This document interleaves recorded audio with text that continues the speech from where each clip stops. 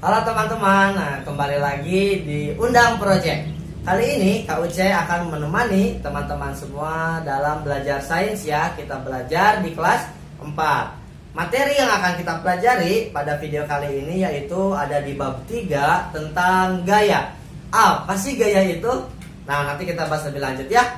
Sebelum masuk ke pembahasan, Kakak harap teman-teman semua dapat mencapai tujuan pembelajarannya. Yang pertama yaitu teman-teman dapat menjelaskan macam-macam gaya, antara lain ada gaya otot, gaya listrik, gaya magnet, gaya gravitasi, dan gaya geser. Yang kedua, kakak harap teman-teman semua dapat mempraktikkan manfaat gaya dalam kehidupan sehari-hari. Nah, itu dia ya tujuan pembelajaran kita kali ini.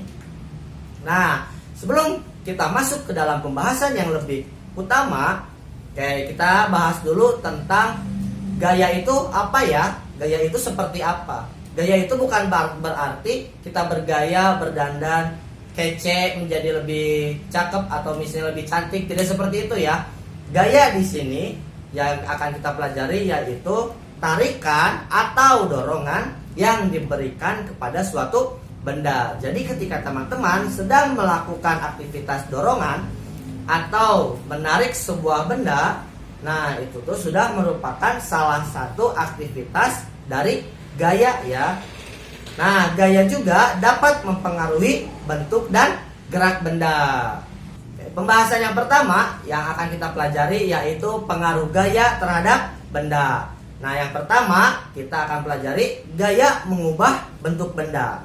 Gaya dapat mempengaruhi bentuk benda, umumnya terjadi pada benda padat.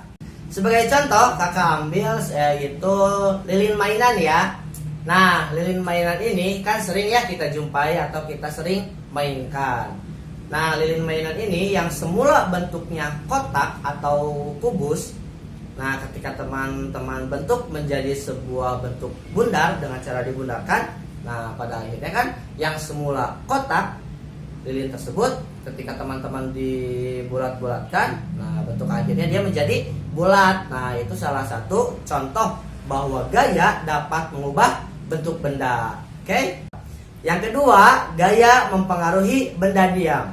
Benda yang semula diam dapat bergerak karena diberikan gaya.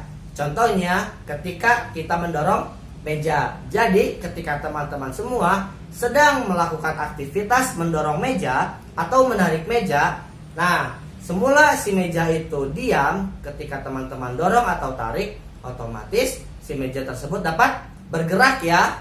Dimulai dari posisi A, misalnya pada saat dia diam, kemudian teman-teman pindahkan ke posisi B. Nah, itu dia salah satu contoh dari gaya mempengaruhi benda yang diam. Selanjutnya, gaya mempengaruhi benda bergerak. Gaya dapat mengakibatkan benda bergerak menjadi diam. Jadi yang semula bergerak, pada akhirnya si benda tersebut bisa menjadi diam. Bergerak lebih cepat ataupun berubah arah. Kecepatan gerak benda dipengaruhi oleh sejumlah faktor. Yang pertama ada besar kecilnya gaya yang diberikan pada benda. Dan yang kedua yaitu besar kecilnya gaya gesek. Nah, sebagai contoh, besar kecilnya gaya yang diberikan pada benda ketika teman-teman sedang mengayuh sepeda dengan sangat cepat, otomatis gaya yang diberikan pada sepeda tersebut akan semakin besar dan kita memerlukan tenaga yang sangat besar juga.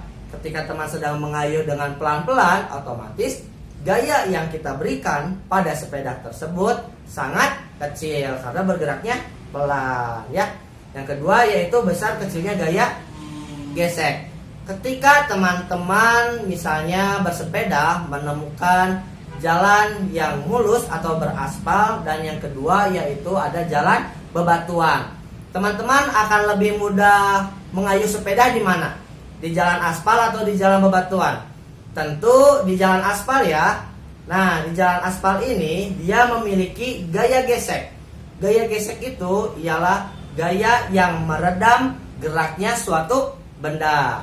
Jadi ketika di aspal, teman-teman pasti akan merasa lebih mudah untuk mengayuh sepedanya. Tetapi pada saat di jalan bebatuan, teman-teman akan merasa kesulitan untuk mengayuh sepedanya. Karena di jalan yang bebatuan ini dia memiliki gaya gesek yang sangat besar. Otomatis gaya yang kita berikan pada sepeda pun akan semakin besar juga. Tapi kalau misalnya di jalan yang beraspal, gaya yang kita berikan pada sepeda pun tidak terlalu besar atau kecil, maka si sepedanya pun dapat bergerak dengan pelan. Oke, itu salah satu contoh bahwa gaya dapat mempengaruhi benda yang bergerak. Dan yang terakhir, gaya di dalam air.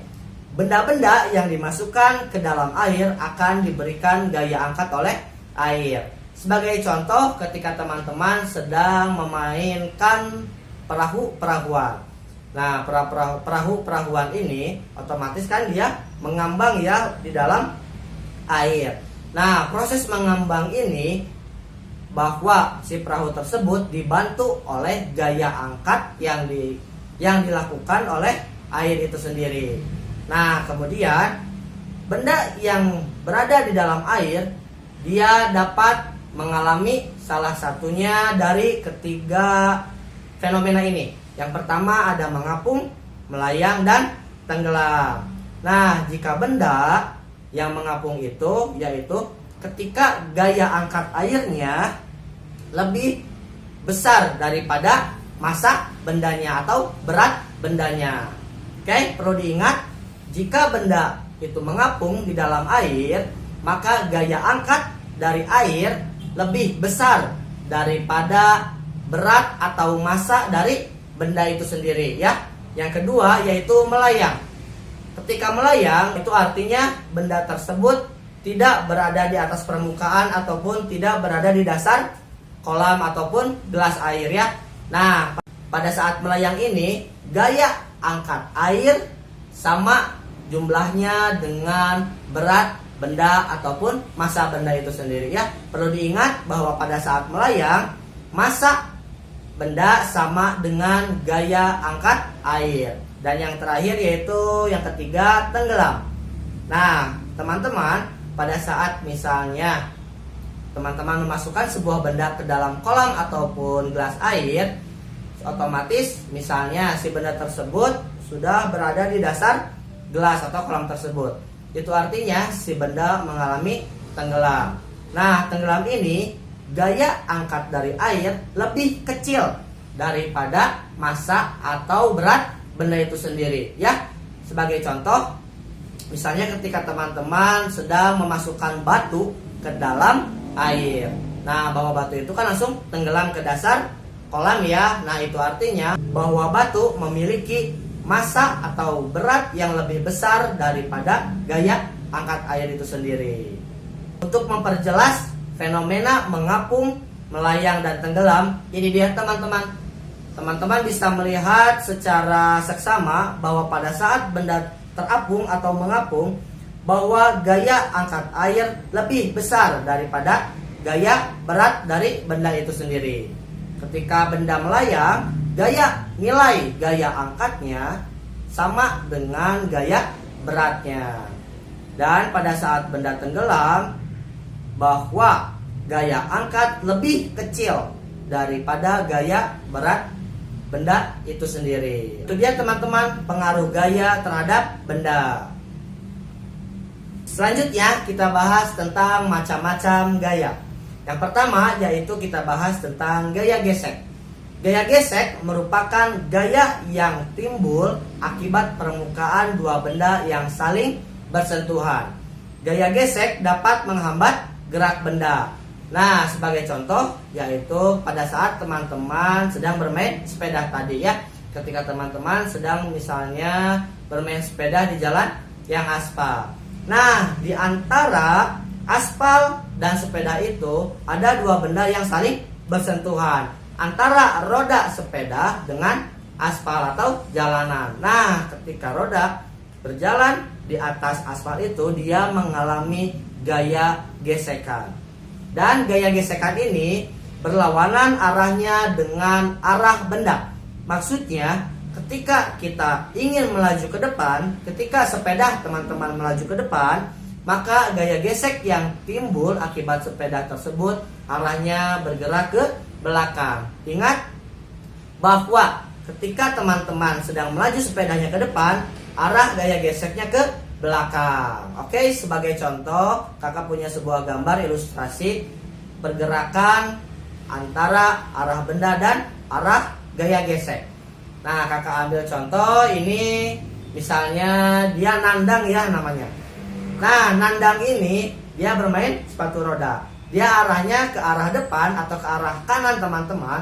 Nah, kemudian arah gaya geseknya dia ke arah kiri dari teman-teman. Jadi antara arah benda dan arah gaya gesek ini dia selalu bertolak belakang atau berlawanan. Manfaat gaya gesek yang pertama yaitu ketika berjalan kita tidak akan tergelincir. Seperti alas sepatu teman-teman itu dibuat secara tidak rata atau tidak halus. Nah, ini fungsinya agar teman-teman pada saat berjalan di jalan yang licin dapat terbantu oleh gaya gesek dan teman-teman tidak jatuh tergelincir. Yang kedua yaitu sistem rem pada sepeda atau kendaraan. Nah, ini sangat jelas sekali ya bahwa rem ini dapat meredam arah kecepatan dari kendaraan atau sepeda. Gaya gesek yang terjadi yaitu antara tuas rem tersebut dengan velg, biasanya velg sepeda itu sendiri ya. Ingat bahwa arah gaya gesek ini selalu berlawanan. Yang ketiga yaitu permukaan ban dibuat beralur untuk memperbesar gaya gesek. Nah, ini tujuannya sama kayak nomor poin pertama, bahwa si ban ini dia dibuat beralur agar gaya geseknya besar dan tidak mudah licin ya. Kemudian yaitu kerugian pada gaya gesek. Yang pertama, dia dapat menghambat gerakan. Itu sangat jelas bahwa pada saat teman-teman bersepeda di jalan yang bebatuan itu sangat menghambat gerakan karena memiliki gaya gesek yang sangat besar. Yang kedua yaitu mengikis permukaan yang bergesekan. Sebagai contoh, ketika teman-teman bersepeda di jalan yang aspal atau di jalan yang mulus, nah, lama-kelamaan ban sepeda teman-teman akan istilahnya gundul, terkikis ya.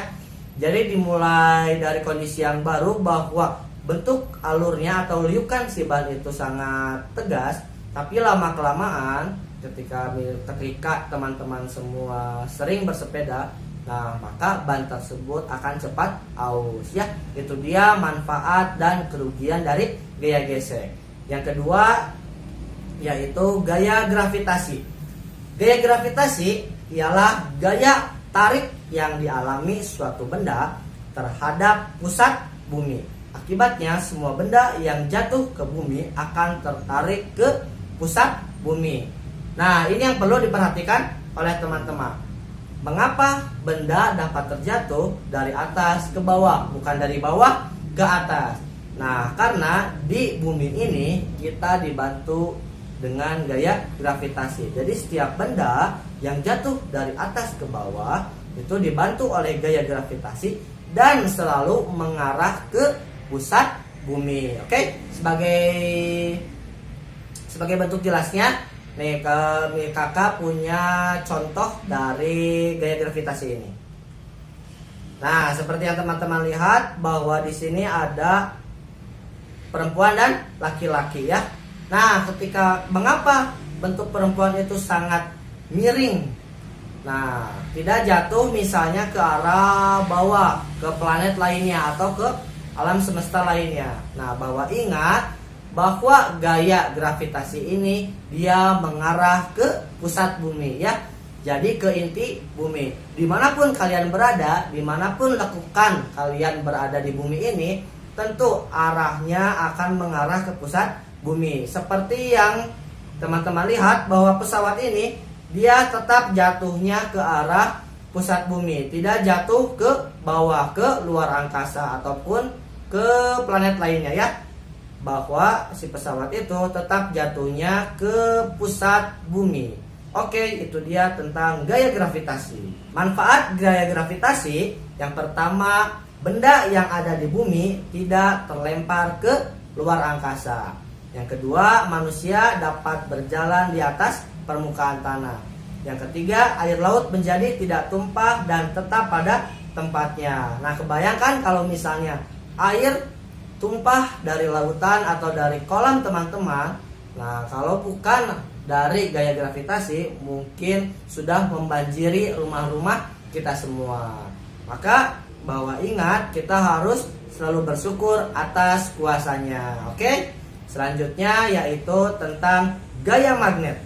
Gaya magnet ialah gaya yang ditimbulkan oleh tarikan atau dorongan benda magnet. Benda yang dapat ditarik disebut benda magnetik. Nah, sebagai contoh, misalnya kakak punya sebuah magnet, kemudian ada sebuah paku. Magnet ini tentu dapat menarik paku tersebut ya. Nah, si paku ini dia disebut sebagai benda magnetis ya, atau benda yang dapat ditarik atau didorong oleh magnet. Bagian kutub magnet memiliki kekuatan magnet yang paling kuat, sedangkan bagian tengah memiliki kekuatan yang paling lemah. Maksudnya, bagian kutub itu ialah bagian yang paling ujung.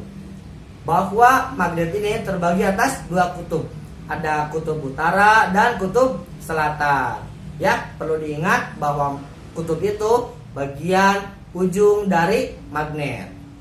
Sebagai contoh, kakak ambil di sini yaitu bentuk magnet batang dari sebelah kiri teman-teman, dan bentuk batang yang kedua yaitu tapal kuda berada di sebelah kanan teman-teman.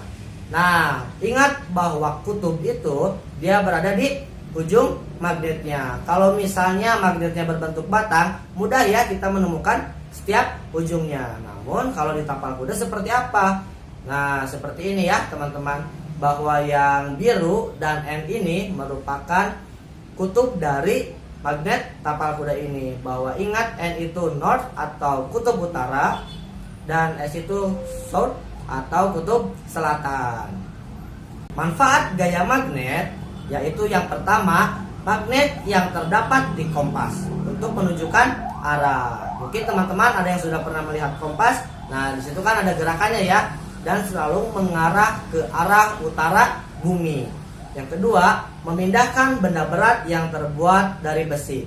Nah, kalau misalnya teknologi pengelolaan sampah di luar negeri untuk mengangkut benda-benda yang logam atau benda-benda magnetis, itu sudah menggunakan magnet yang memiliki kekuatan sangat besar. Jangankan hal-hal kecil ataupun benda-benda kecil, mobil sekalipun dapat ditarik oleh magnet tersebut. Nah, contohnya seperti itu. Yang ketiga yaitu magnet dapat menggerakkan kereta magnet atau magnetic levitation. Nah, jadi ini memanfaatkan dari dorongan gaya magnet. Selanjutnya yaitu gaya otot. Gaya otot ialah gaya yang dihasilkan oleh otot manusia atau hewan. Kita memanfaatkan gaya otot dalam kehidupan sehari-hari, misalnya untuk bermain, menulis, berjalan, dan membawa barang. Nah, aktivitas itu merupakan salah satu gaya otot pada manusia. Kalau misalnya pada hewan, seperti apa? Teman-teman sering lihat delman? Nah, delman itu menggunakan gaya otot pada kuda. Ataupun misalnya petani membajak sawah, dia menggunakan otot dari kerbau ya. Nah, itu salah satu contoh dari gaya otot. Kemudian yaitu gaya listrik. Gaya listrik ialah gaya yang ditimbulkan oleh benda bermuatan listrik. Listrik mempunyai dua muatan, yaitu negatif dan positif. Nah, seperti yang teman-teman rasakan ya, bahwa TV dapat menyala, kemudian dapat mencharger handphone dan aktivitas lainnya. Nah, itu tuh merupakan salah satu dari gaya listrik. Namun yang perlu diperhatikan oleh teman-teman, kan gaya listrik ini memiliki dua muatan ya, ada negatif dan positif. Teman-teman jangan sekali-kali menyatukan aliran listrik yang sedang mengalir antara positif dan negatif. Jadi teman-teman disatukan. Nah, itu berbahaya. Berbahayanya karena akan mengakibatkan konsleting. Nah, sumber listrik di negara kita ini dikelola oleh PLN atau perusahaan BUMN, perusahaan negara ya. Jadi PLN ini dia sebagai sumber listrik di negara kita atau negara Indonesia. Nah, itu dia teman-teman video pembelajaran kali ini, yaitu tentang gaya ya, dimana teman-teman harus selalu ingat bahwa setiap aktivitas dorongan atau tarikan yang kita lakukan itu sudah merupakan aktivitas gaya. Bahwa ingat, gaya yang kita pelajari tadi bukan bergaya atau berfashion ya, tapi gaya ini yaitu dorongan atau tarikan pada sebuah benda. Oke teman-teman, terima kasih sudah menyaksikan video kakak kali ini. Selalu ingat like, comment, and subscribe di Undang Project.